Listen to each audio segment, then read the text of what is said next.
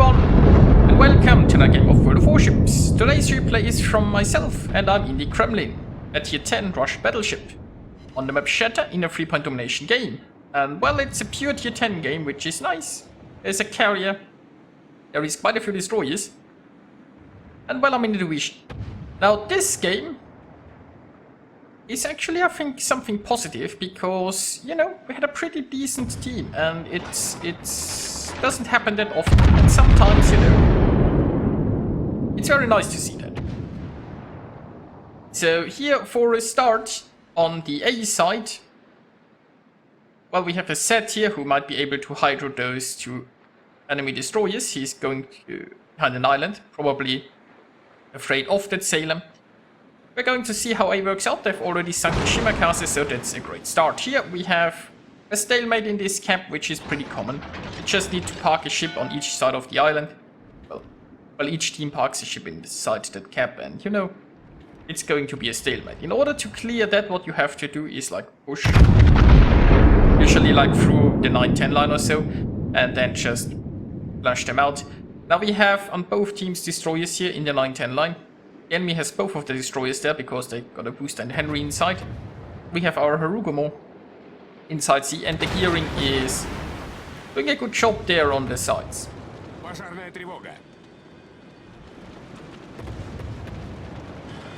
There is a booster here, so a threat. That's probably why the gearing is going so far towards the outskirts here, because he really doesn't want to get boosted. And basically that gearing will help stop the enemy destroyers from getting too close, because otherwise he would be able to top the battleships. Now I'm not too happy about where the one Montana here in the center is going, because I don't think he will, like, sailing into B is probably a bad idea. And look at that, I'm just dodging torps by doing nothing. That's always nice. So I love that I have a Montana here with me. So both of our battleships here are slowly moving forward. We have a destroyer screening for us, and well, we have some filthy Smolensk backup.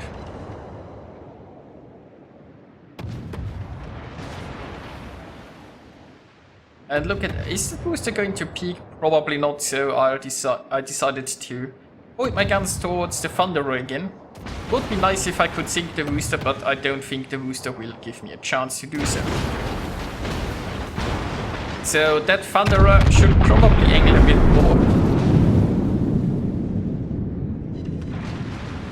And that's a nice one. Well, I think the torps are going to finish him off.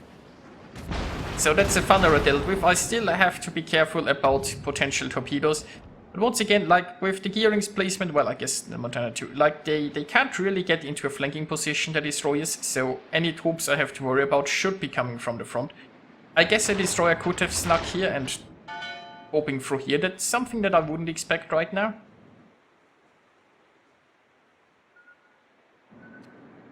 And they are coming from the front. Now it looks like I'm taking one this time. Now, of course, if somebody is torping from like 10 kilometers away and your nose is pointing towards them, it's unlikely that they'll get too many hits. And I mean, I can more happily live with taking one. And now it's just time to push in and basically clear out the sea cap. I guess I could have tried going through here, putting me a bit further away from those destroyers, but I think I should be fine. I just dodged one salvo. There's still a second one possibly from the other destroyer. And there is the gearing spotted by our gearing, so I'm more than happy to help out. And that's the advantage of staying on this side. I'm closer to the DDs, and that means I can provide some help. Well, probably wasn't needed, but sinking DDs is important. And there are troops coming towards that gearing. I assume these are from the second destroyer. So, like, getting caught in a turn is always a bit problematic if there is a wall of torps coming there, because you can't really react if you're in the process of turning. Now let's just take care of this Henry, and my aim was off. Let's just be honest, it was bad aim on my part, which is a bit of a shame. But now I can just charge in here, well, hopefully sink the Henry with the next salvo, and then come around here and deal with the booster. It looks like the booster's still here. Now I would want to deal with the Henry before engage the booster, ideally. Now, meanwhile, on the A side, it looks like it's not going too well. We have... That's a bit of a problem, right? Our team here is abandoning the destroyers. Also, I'm not sure why the destroyers are still in the 1-2 line. It might have been better for them to be, like, closer to the team here. Because, yeah, if you get caught out like this in your DD, so far away from support when there's a carrier, and there is the Salem somewhat close, that's not a good spot to be. Meanwhile, can I finally sink the Tannery? Yep. Now, the Worcester has realized that this isn't a good spot and is already evacuating. So I probably can't catch up to that Worcester. But we might meet him in B.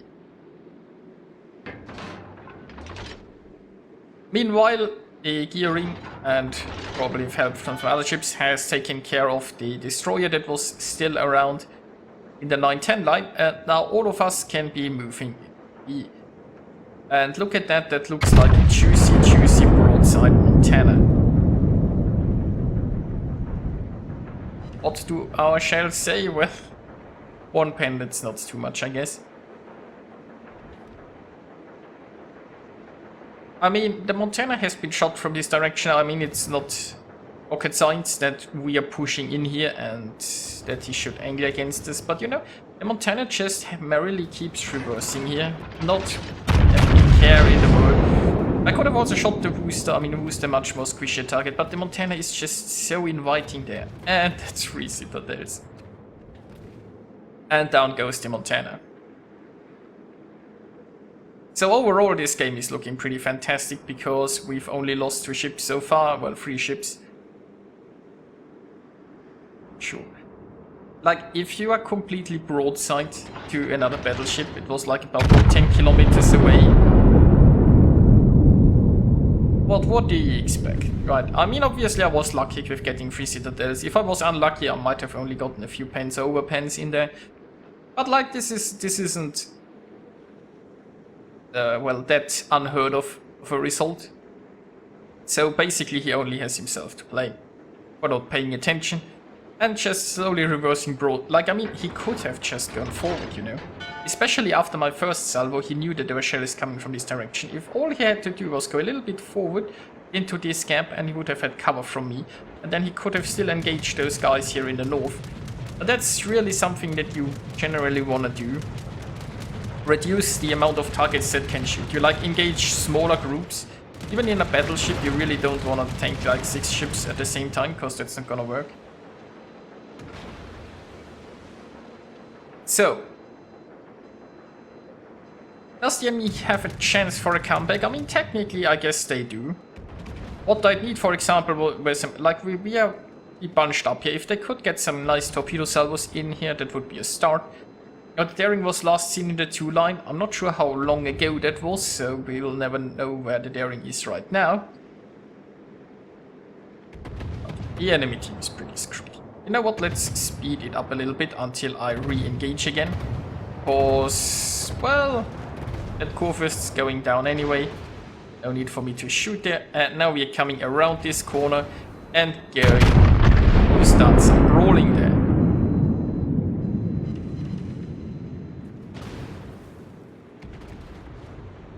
And, well, that Kremlin, is he going to show broadside or is he... I think he'll probably try to keep angling. I can also shoot the Salem. I mean, the Salem can't really angle much. The armor of the Salem is too squishy on several parts, so you can just get juicy overmatches. So we're going for the Salem here instead. Now, I wouldn't necessarily want to ram that Kremlin, it would be a very bad trade for us. But honestly, we are winning so hard that I wouldn't mind overall, because we are going to win this regardless. All that's left to do is, I guess, clean up our ships. And see, our team, they are all moving in from all sides.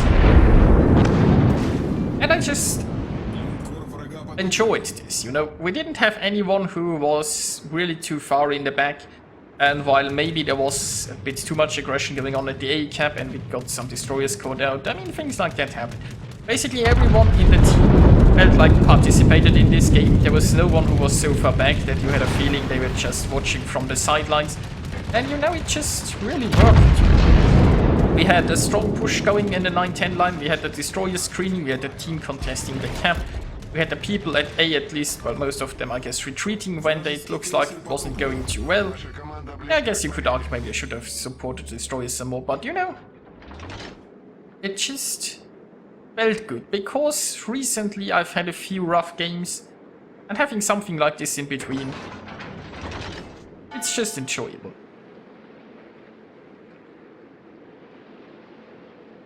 And I even managed to go up to 4 kills, and there is only the carrier remaining. So let's see, yeah, we found the Hakuryu. And you see, when I'm talking about the nice team, now it's even like, if the Kremlin the kill, they wanna gift me a Kraken. Don't think I'd ever happen this to me. I mean, honestly, I don't mind. Like, they should shoot this ship. Because, there is another lovely citadel.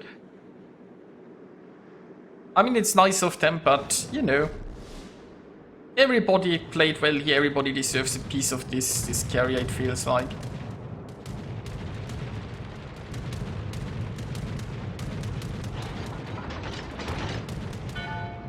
So, well, we will see who gets the kill, but regardless, I feel like this was a very pleasurable match with even a little bit of brawling in there, and most certainly a very pleasant team to play with.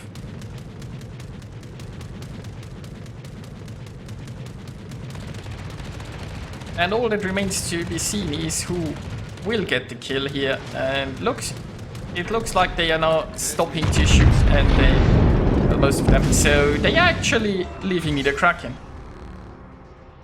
Here we are with the results, and as you can see, even the worst performing member of the team had 1355 base experience, nothing too shabby. So I really enjoyed that, that was a great team, and I wanted to highlight something a little bit more positive once in a while. They even gifted me a Kraken. So yeah, thanks team, and I hope everyone enjoyed watching that, and I'll see you guys next time.